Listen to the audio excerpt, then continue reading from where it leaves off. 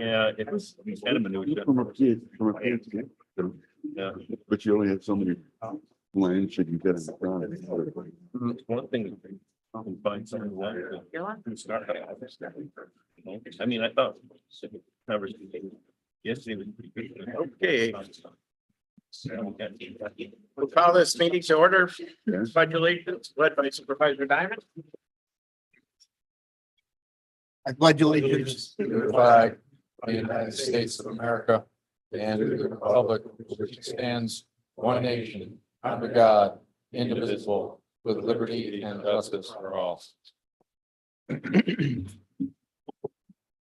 like to welcome everybody today. Ask clerk to do the roll call. Mr. Conover? Here. Mr. Mayden? Here. Mr. Diamond? Here. Ms. Gilligan? Here.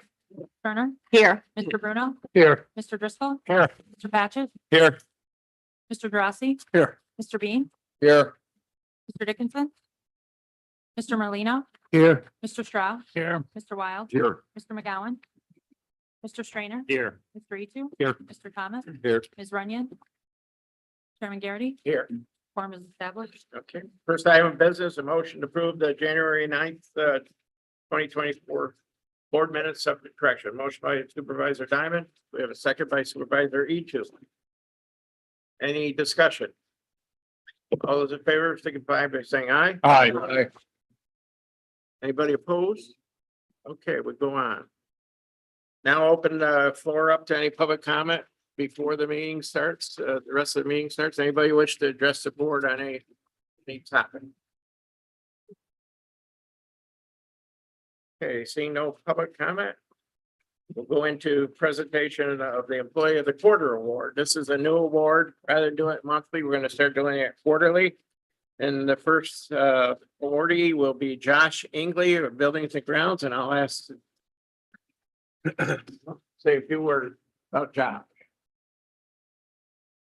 Thank you, Chairperson and board members. Josh joins the Buildings and Grounds crew back in May of 2021. And since then, he's been an integral part of the crew, taking on several things that are not asked of him. He just goes out, he finds things that need to be fixed, need to be done, and he takes care of them. One of the main things he did was he took on the task of studying and passing the Gas Boy Systems test and taking over for, as many of you know, Nancy for our Gas Boy system. He's taken on that part. He does everything that is asked of him over and above. He's also in charge of the snow removal, which kind of got done today for everybody to make sure that everybody's in here safe. So Josh, he is a key part and does everything and anything for anyone. So thank you.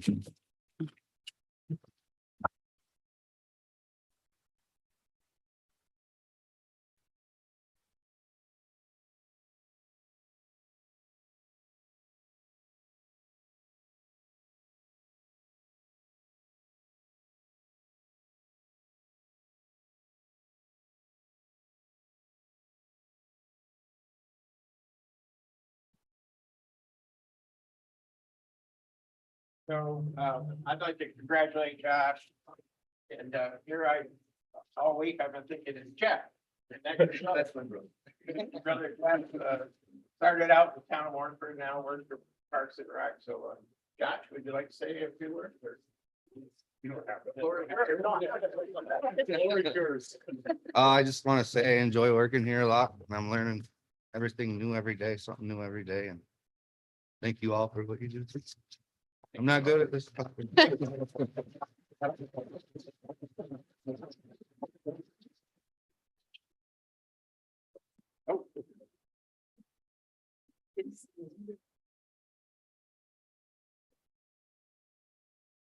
Next up will be Jason Carasone, would like to address the board and the audience today. Jason? Thank you. First, I just want to say, Josh, anyone that knows Josh, he's just a great guy. He helps us all the time and he's always smiling. And so I didn't realize he was getting that today. So it's definitely deserved. I just wanted to briefly take an opportunity and thank you for giving me a few minutes to talk to, I know we have some new people here. We have some people that have been to this program before, but we're coming up on the Crime Victims Rights Week. It's going to be the week of April 21st through the 27th this year. And many of you have come in the past. Last year, we were able to do it in our Supreme Court room. which is great because it's free and it's accommodates enough people. It's a good setting. So some members of my office and I have been working on making those arrangements. Unfortunately, we've learned that it's going to be under construction. There'll be no chairs in there and they're not going to let us in there. So I was thinking I was coming up and telling you and inviting you to a specific place at a specific date and time, but I'm not. I'm inviting you to a general place, but definitely to a ceremony. And as we get closer, we're going to send out invites. For those of you who have never been, I think it's a great chance to meet people who've been impacted by crime in our community. We touch on a few important cases. And I just wanted to tell you a little bit about the ceremony that we've got coming up. Our current plan is it's going to be in the afternoon. And the reason for that is one of the main cases we're talking about, many of you know about, involved a man who was drunk, high, unlicensed, driving a motorcycle. He went onto our bike path and he killed a young boy who was a student at Lake George. He was 8 years old. That's Quentin Delgadillo. He also seriously injured Quentin's mom, who was pushing a baby stroller at the time, and then killed her fiance, Jamie Persons. It was an extremely difficult, extremely emotional case. It went for quite some time. And we ended up doing what's called a persistent felony offender hearing. And that was due to the fact that the defendant in this case had such a lengthy criminal history, including going to prison a couple of times. We have just concluded that case and sentencing occurred, I think, in the last 2 weeks. So I did want to take a moment to also recognize some people that worked on that one. And many of us don't realize, I realize it, and I'm sure the people doing it, but there's a lot of emotion that's involved. Forget the law, forget all the other things going on. These are extremely emotionally charged cases. They're very difficult. And so I'm going to ask some people if they would come up so that I could just mention them and their role in this case. And I'll just have them, Ben Smith. Ben Smith's been an assistant DA with our office for 10 years. He first started as an intern. He was, and oftentimes is, a huge help to me in prosecutions of cases. In this particular case, Ben was my right-hand man. You know, he and I would bounce ideas off each other. We did the persistent felony hearing together. He's a super asset. He's got a great legal mind. And in this particular case, you know, he was there with victim meetings with me and others who I'm going to mention. And he's a great asset to the county. I also want to ask Stephanie DeFalco to come up. Stephanie is about to hit year 3 with the office, and she has a role as legal clerk. And some of you have heard me come up here and talk about discovery and the changes in our criminal justice reforms and the challenges that's presented to us. It still is. I'm not going to sugarcoat it. It is an extreme challenge. This case in particular, all the information we're getting is digital. So just to give you some concepts, there might have been 20 to 30 body cam videos from Warren County Sheriff's, state police, other agencies. There were, I think when I looked this morning, the number of associated persons that we had to disclose to the defense was well over 200. She has to gather and input all that information. We had toxicology, we had for alcohol, we have had for blood, we had DNA, we had forensics, we had all these agencies working. The law now says we are responsible for gathering every single piece of that puzzle. And if you miss one, it can be really devastating. Stephanie was there through the whole process, helping Ben and I gather, or she organizes it all and helps us to make sure we're making those disclosures. And it wouldn't work without people like Stephanie doing that work. And I also want to call up, and this is definitely not least, 2 people. I'm going to have Mano Affinito and Michaela Chapa come up. Mano is the director of our victim assistance program, and Michaela is she's a crime victim specialist. The 2 of them are our entire victim team, Mano and Michaela. They meet with not just victims of homicides like this one, rapes, child assaults. You think of it, they're involved in it. Someone had their car key. Someone keyed their car. They're calling, looking for support.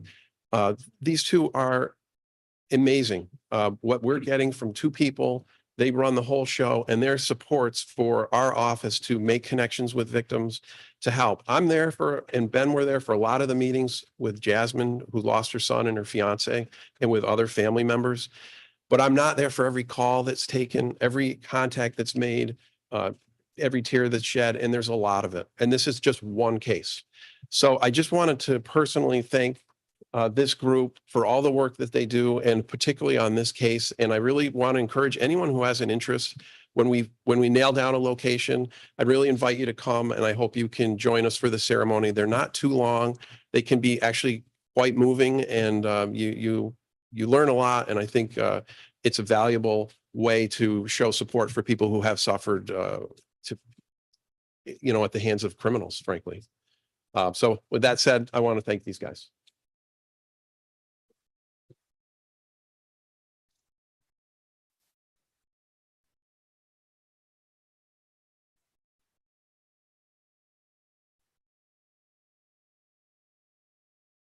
Thank you. Yeah, and I'd just like to reiterate what Jason said. If you haven't been to the ceremony, you really should try to make it one time. It is pretty moving.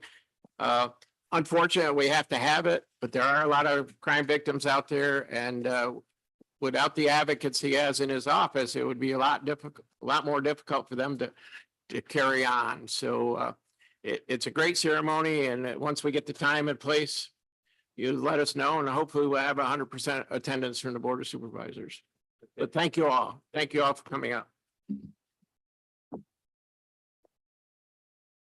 Okay, we'll start out with committee reports, and I'll start my report. Last January 20th, I was here for the board meeting. 23rd, I attended criminal justice, public safety committees, health services, human services, tourism, and occupancy tax committee meeting.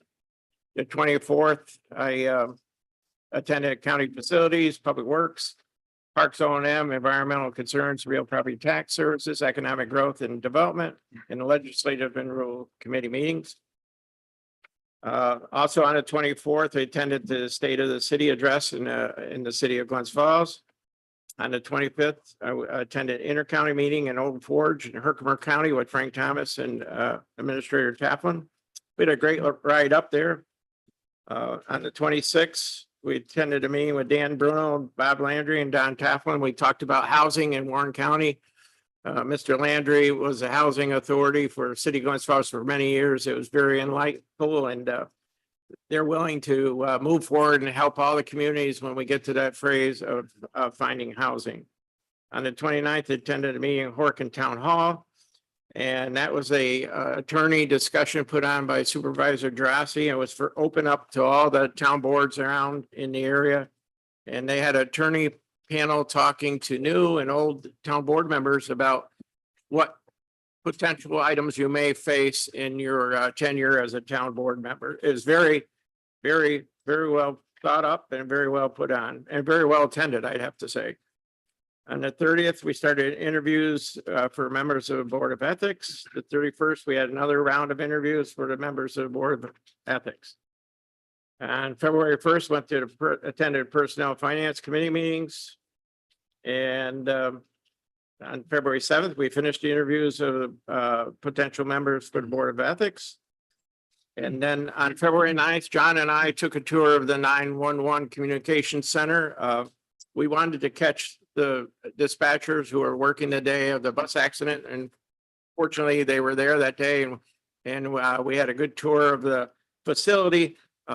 It's really high tech over there, and you should try to go over there and put yourself in one of their positions when they have a mass casualty incident like they handled the other day, or back in January. They do it professionally, and I've been around for a while in the fire service, and when we went there many, many years ago, there was one computer screen. I think now they have 6 or 7 to deal with, and the technology and keeping track of everything. And also they dispatch the City of Glens Falls now, police department. So they do a yeoman's job. And again, hats off to that group. And it was very, very enlightening tour. And that's my report. And I'll ask Supervisor Damian, any report? No reports today. Okay. Haley, any No report? report. No report. Supervisor Bruno, any report? Yes, Mr. Chairman. The County Facilities Committee met on Wednesday January 24th at 9 a.m. We discussed a number of things. You will see in your packet today, resolution number 30. It's ratifying the actions of the chair of the board supervisors in executing an application with Federal Aviation Administration, New York State Department of Transportation for grant funding to support the airport master plan project, which is, they could agree, is very important, and I hope you will support that. And other than that, really had nothing else to say. That concludes my report. Thank you, Chairman. The Human Services Committee met on Tuesday, the 23rd. From that meeting came two resolutions 46 and 47. 46 is a MOU between DSS and our county IT services for computer support. Number 47 is a continuation of a MOU between social services and the sheriff's department for security services at the Human Service Building, which has always been excellent. I'd also like to jump ahead and ask for support of resolution number 60 that came out of Chairman Thomas's Finance and Budget Committee. That's asking for the appointment of Nina Mastriani as DSS Commissioner. There will be no human service meeting this coming Tuesday, but I know that in March, there will be a full meeting of social services, countryside adult home, veteran services, and our youth bureau. And I will continue to get information about social services out to the members in a timely manner. And I understand that their annual report will be available sometime after, before the end of this month or early into March for all of us to see. Thank you. Supervisor Paget, any report? No report. Supervisor Drossy.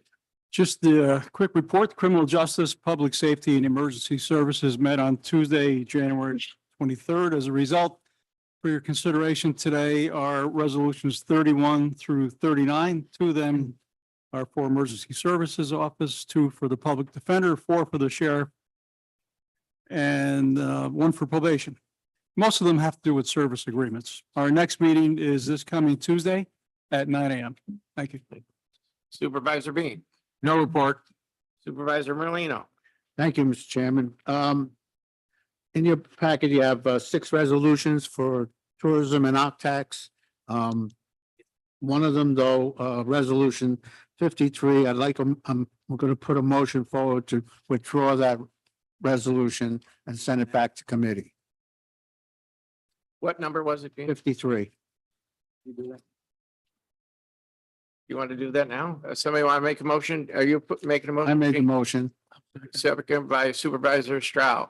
Any discussion to pull off resolution, withdrawal resolution?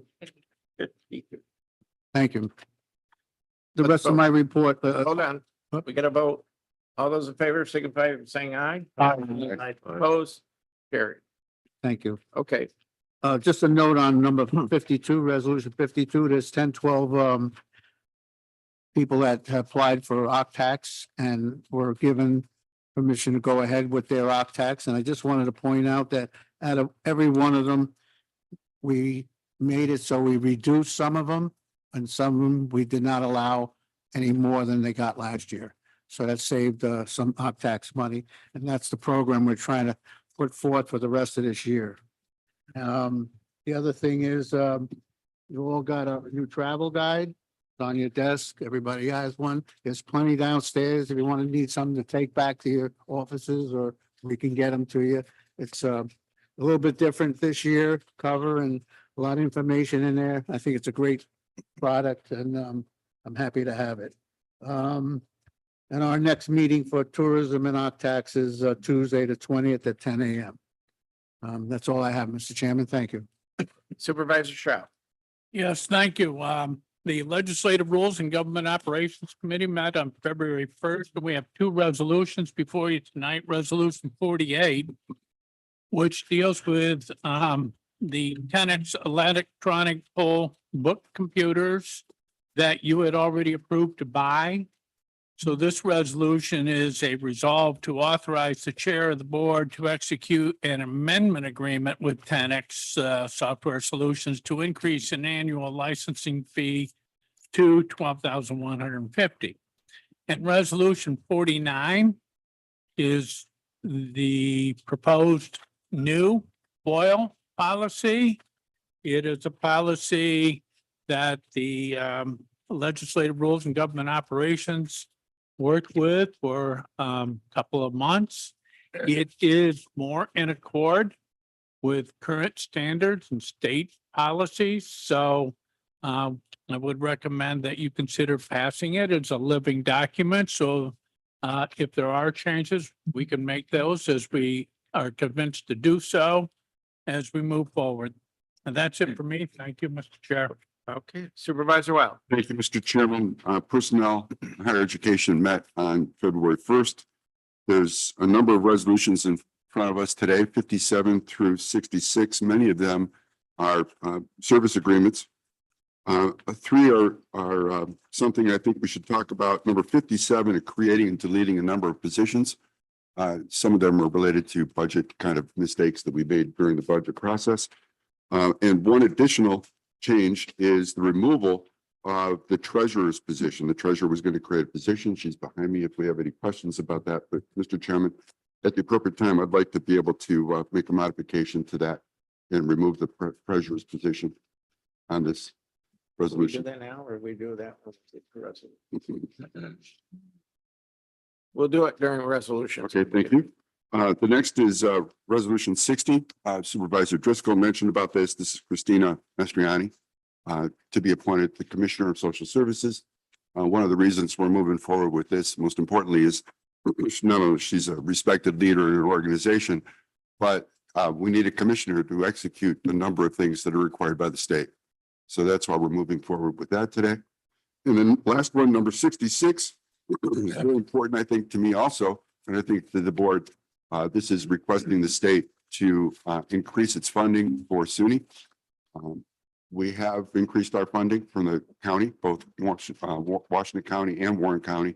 And it's supposed to be a 1/3, 1/3, 1/3 split. The state has fallen behind and we'd like your support to send this letter over to the state. So, Mr. Chairman, if there's no other questions, I completed my report. Supervisor Stringer. Thank you, Mr. Chairman. Yesterday, I went to my first LDC meeting. It was very interesting and informing. 2 days before that, with Supervisor Driscoll, we did our youth board Zoom meeting. Again, I'm catching up to do there. On the 23rd of January, Health Services met. And in your package, you'll find resolutions 42, 43, 44, and 45. 42 is to appoint Christina Mastriani for the Community Service Board. Then we have the lease agreement with Hudson Headwaters in Warrensburg. That was extremely expensive. It was $1. Then we have the Professional Advisory Committee, which all these people's names are on the back of the paper, so you can read them if you'd like. And then we appointed members to the local early interventions. And then I have some other things, but I'll wait to the end too, Mr. Chairman. Supervisor Etu. Mr. Chairman, thank you. The Economic Growth and Development Committee met on January 24th. Before you were two proposed resolutions, 40 and 41. 40 is aimed at building off the findings of the housing study we received last year by commissioning a housing strategy to produce some actionable steps forward. Resolution 41 extends a simple small dollar existing agreement for technical GIS services. Two other resolutions, one Supervisor Wild just mentioned, which is nested in Resolution 57, and another nested in Finance under Resolution 73. All four of these received unanimous approval by three different committees, and I ask for your support on them today. Thank you. Thank you. Supervisor Thomas. Thank you, Mr. Chairman. The Finance / Budget Committee met on February 1st. Out of that meeting come Resolution 28, which is supplemental appropriations. I believe there's three of them. 29 and is amending the 2024 county budget. It's 10 departments and the majority of it is unspent and grant money from 2023 rolled over to 2024. Also, we did resolutions 67 through 74. The first one, 67, is $96,000 appropriated from the general fund balance for SPCA of Upstate for dog and animal cruelty services. Resolution 68 appropriates $400,000 from the vehicle reserve to the sheriff law enforcement. 69 appropriates $250,000 from the general fund balance to the community services budget. And this is to cover the 730 competency exams, which are court ordered. I believe in 23, I think the total was $700,000 or $800,000 that cost. So to be continued, I guess. 70 is appropriating general fund balance, total of $16,316 to the county clerk's office and the health services department. This is the portion of the county's insurance deductible for litigation. 71 is appropriating $1,597,500 of general fund balance to A 9950 transfers of for capital projects. This is the D fund, the roads. It's the matching federal matching dollars from the county for federal aid projects. It was removed from the 2024 budget by myself, and it needs to be put back to cover the federal aid projects. 72 is appropriating $70,000 from the computer reserve, 40,000 to the IT office, and 30,000 to the sheriff's law enforcement office, both for equipment within their office. And 73 is establishing a community development fund, CD 79.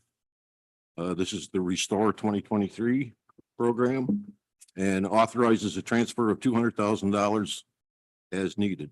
And I believe this is a grant. And the last one, 74, is an appropriation of $117,032.75 from the general fund balance to the sheriff's correction department. And this is to cover the cost of a New York State mandated substance use disorder program and also medical assistance treatment services to incarcerated persons. And I believe that covers my report. A busy month. Any Supervisor Conover. Thank you, Mr. Chairman. Public Works met on January 24th. Represented in your packet by resolutions 50 and 51. Regarding resolution 50, I believe we will need an executive session on that. Our county attorney will take that up under his report. The resolution 51 deals with the donation to Up Beyond the Farm, and we're certainly thankful for that. And I'm sure the clerk will send out a thank you letter if she hasn't already regarding that donation. I'm happy to report that we have hired a solid waste and recycling and compliance coordinator. So hopefully those initiatives in terms of solid waste and recycling can continue to move forward in an expeditious manner. His name is Scott Royal, and we're certainly happy to have him on board. And we'll be taking up these matters and other matters at our Public Works meeting. I think scheduled for next week. Yeah. So I'm very happy to report that we've been without a coordinator for some time, and I'd like to thank Mr.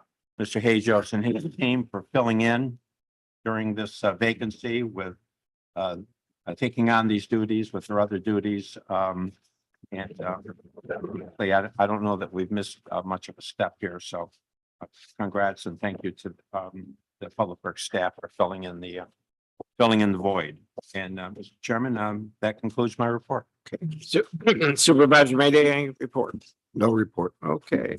Report of county administrator. Thank you, Mr. Chairman. Check-in sessions with department heads continued the last few weeks. A chance to better understand their goals and major issues they face in all our departments and agencies.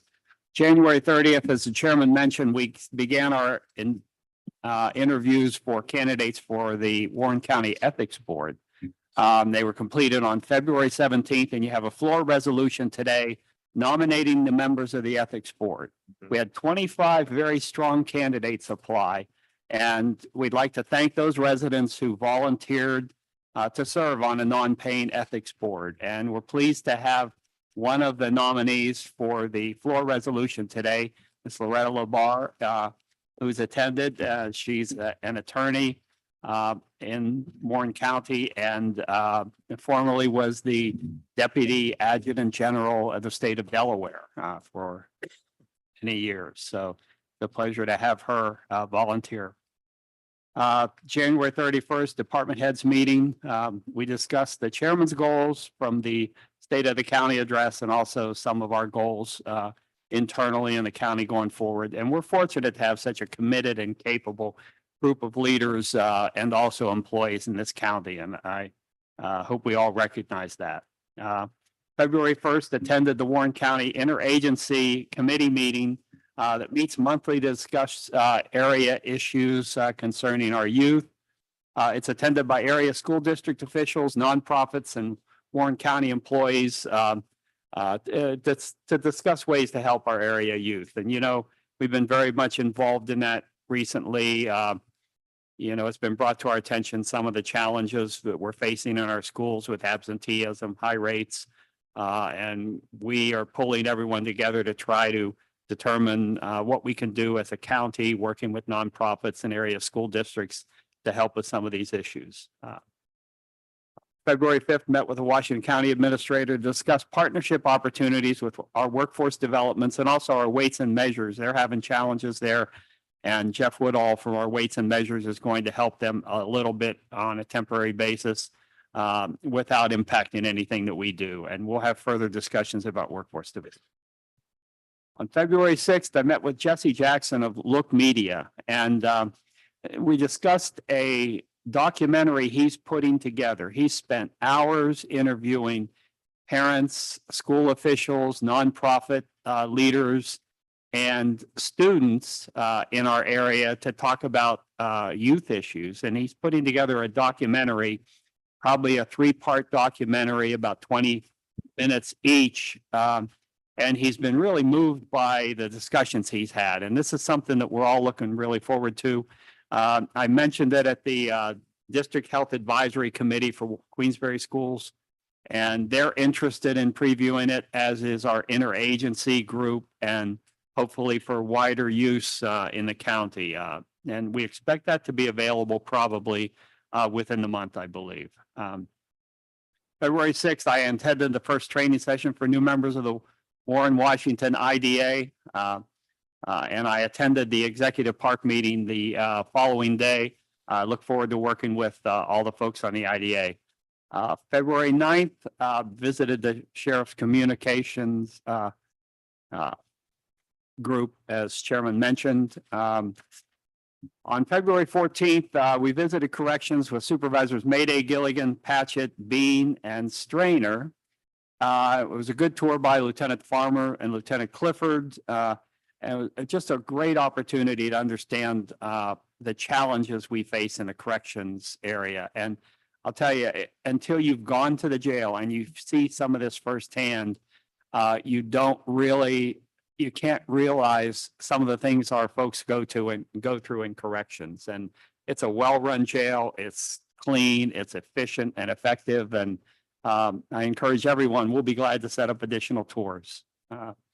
February 15th, attended the Lake Champlain Lake George Regional Planning Board to talk about the regional broadband plan.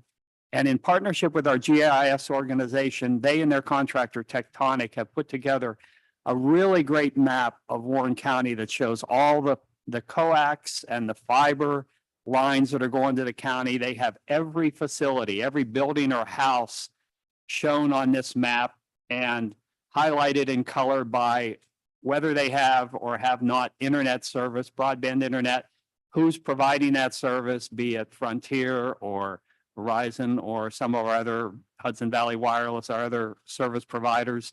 And it'll help us apply for grants from the state of New York to assist getting this middle mile and also the last mile of broadband service needed in the county.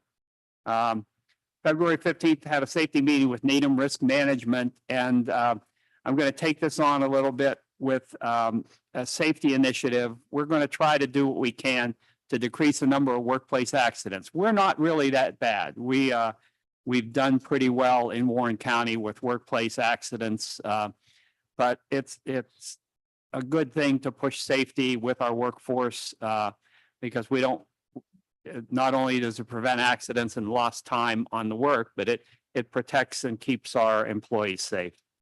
Last evening, I attended the Queensbury School District Health Advisory Committee meeting, and I discussed our initiatives in workforce development. Liza Oxendorf in Workforce Development has sent out a survey of area businesses asking them to come forward with opportunities for area youth to serve as interns, to have part-time jobs, to do training with area businesses. 22 have responded so far. And we're hoping to increase that number, and we're putting a full court press on that to try to get additional opportunities. And we also have upcoming job fairs now planned and scheduled at area schools. Queensbury, March 20th from 10 to 2. Glens Falls, April 11th, 8:30 to 12:30, and Lake George, April 17th from 4 to 6 p.m. And that's where a lot of the businesses will come in and present opportunities to our students. Employee anniversary report. Tom Driscoll of Public Health with 20 years, Mark Bellinger with the Sheriff's Office for 20 years, John Lord, Social Services, 23 years, Robin McLaughlin, Public Health, 23 years, Wendy Decker, Countryside Adult Home, 24 years, Gloria Benware, Sheriff's Office, 25 years, John House of the Sheriff's Office, 30 years, and Valerie Wisenan from Public Health with 32 years. That concludes my report. Thank you, Mr. Chairman. Okay. Report of County Attorney. Thank you. Good morning. To follow up briefly on the issue of youth that was addressed in the county administrator's report, for 2023, the county attorney's office filed over 70 juvenile delinquency petitions involving youth, what used to be called criminal misconduct, that occurred in Warren County. And by comparison, in 2019, the county attorney's office filed 9 juvenile delinquency petitions. In substantial part, the reason for that significant increase is the raise the age state litigation that moved criminal offenses committed by 16 and 17-year-olds out of the town, city, and village court, well, town and city court in Warren County, and into the family court. So over the coming months, I'll keep the board apprised as numbers generate regarding the increase in that particular category. And hopefully educate the board a little bit on the substantial amount of time and effort each of those actions requires from my attorneys in a way that's substantially different than a criminal action in a local town court. And also the impacts it has on other departments in Warren County, to include potentially social services and the probation department. Second, I just wanted to do a quick public service announcement, for lack of a better way to phrase it. We are in the final days of completing abstracting on parcels in Warren County that are subject for or on the list to be included in the tax foreclosure lawsuit That lawsuit will be filed in the first week of March. Any property owners who have delinquent taxes, the month of February is a great opportunity to pay them before the lawsuit is finalized and filed, and the county incurs additional costs and expenses pursuing the foreclosure of those properties. On a related note, there has been no clear action taken by the legislature at this time. There are multiple bills pending for a new foreclosure process and procedure in the state of New York. And those proposals really run the gambit from a slight modification to comply with recent United States Supreme Court decision to throwing out the process and procedure that the state has used for many decades and creating a new process and procedure that will be incredibly costly, time-consuming, and onerous on any taxing authority in the state of New York required to foreclose on properties. And again, between the Director of Real Property and Tax Services in my office, we'll keep the board updated as we see that litigation proceeding forward. The third item would be for a request for an executive session. That would be an executive session under Public Officers Law, Section 105, subparagraph 1D, to discuss proposed potential litigation involving the county. And to be specific, the topic to be discussed is the settlement agreement in your packets, which is resolution number 50 of 2024. I would ask that as part of a motion to go into executive session, the superintendent of the Department of Public Works be permitted to join. Okay, at this time, Supervisor Conover makes a motion. Do we have a second? Supervisor Wild to go into executive session. Any discussion? Mr. Chair, just one question. Because we've got some members of the public here, can we consider the executive session after all other business is concluded? I think we need it to vote on a resolution. Okay. So. Any other discussion? Let's vote on going into executive. All those in favor signify by saying aye. Aye. Opposed? Carried. Okay, we're gonna go in